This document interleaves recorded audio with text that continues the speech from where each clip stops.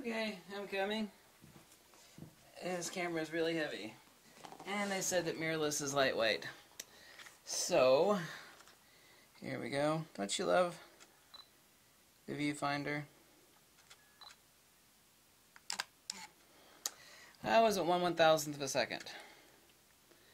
Oh my god. High speed sync, TTL, all the way up to 1/4000th of a second.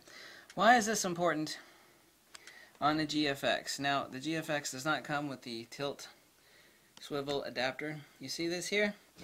You would neither want a speed light sitting on the top of this, nor something heavy and cumbersome. Full radio control with the i60a. I'm going to say this succinctly.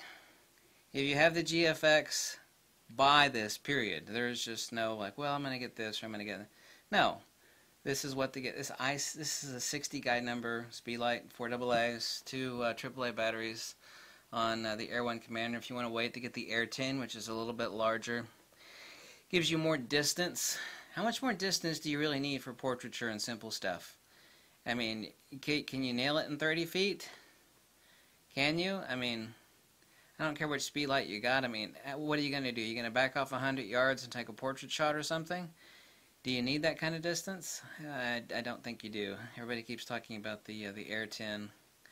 Obviously, you have a micro SD port on the side of that for doing firmware update, and you can actually switch between camera systems. So that's a nice little feature. So I mean, for I think what is it, $60 more than the Air 1 Commander, which is what this is.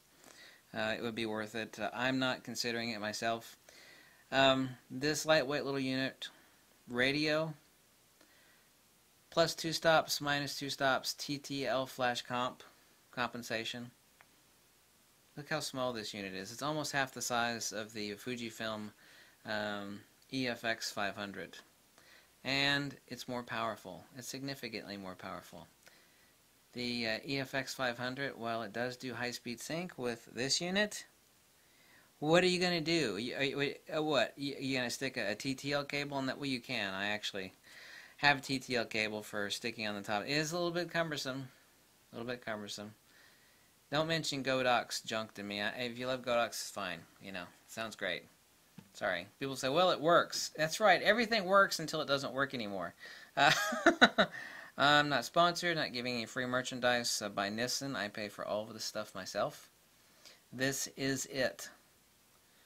People complaining about the native sync speed on the GFX at 1/125th of a second. What they don't realize is that anytime you do flash photography, you're talking about a double exposure. What do you mean by double exposure? Well, the first exposure is your shutter speed exposing your ambient illumination. Your second exposure on the single shot, I'm not talking about true double exposure, but it is the same thing as double exposure, is your subject illumination, which corresponds to the T1 time, or the flash duration output. It could be 1/16,000th of a second.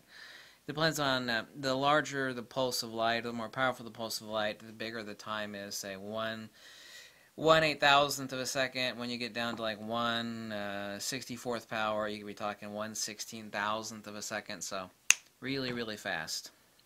This is why 1/125th of a second, it doesn't really matter when it comes to the fact that your subject illumination, if it's really above 50%, then your actual exposure on your subject is the flash duration from your speed light.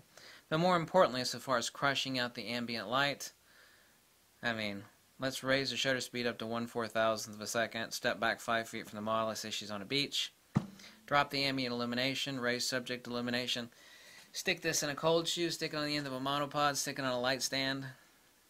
This is it. This is the high speed and TTL. It works perfectly. Done a lot of testing. I've actually, even though these only came out for update today, and for shipping has been announced, so I assume they've already dropped shipping them to all the distributors. I mean, they should be there by the end of the week or the beginning of next week, how soon they can get them there. I know they have a bunch of units. But I've been testing these now for several days. Works perfectly. Perfectly reliably. No optical here like the Fujifilm units. So, if you have a GFX unit, this is it. This is it. It's the Air 1 Commander and the i60a. Also the DI700, which is a larger speed light. I have one of those also. I didn't bring it out here, so that is also available for radio, TTL, and radio high-speed sync. Flashcom with your Fujifilm XT1, XT2, X Pro 2, GFX, X100F, XE2, etc., etc. So that's it. This is a lightweight little unit. Most of the weight is from the 2 AAA batteries that are in it. So if you have a GFX camera, this is it. Period. I hope I made that abundantly clear. Thank you so much for watching. Snag yourself. I forgot to turn my Air 1 Commander off. Snag yourself a Nissin i60 or DI700 and Air 1 Commander. If you want to wait for the Air 10, that's fine. I'd still grab one of these because it's so small and it's perfect for sticking on the hot shoe, especially with the tilt swivel adapter on the GFX. You don't want a bunch of heavy weight sitting on the top of that viewfinder. Pop it out so you can see. Here we go. Now all the weight's gone. 2 AAA batteries. It's the Nissin Air 1 Commander and the i60a. Thank you so much for watching.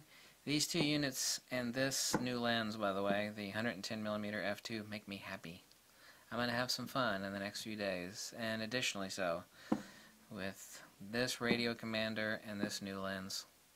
Great stuff. Thanks for watching. Catch you later, and bye. I'll also do the review on the lens, the 110mm f2 here next week. Post some portrait shots and so forth and so on. Thanks for watching. Bye.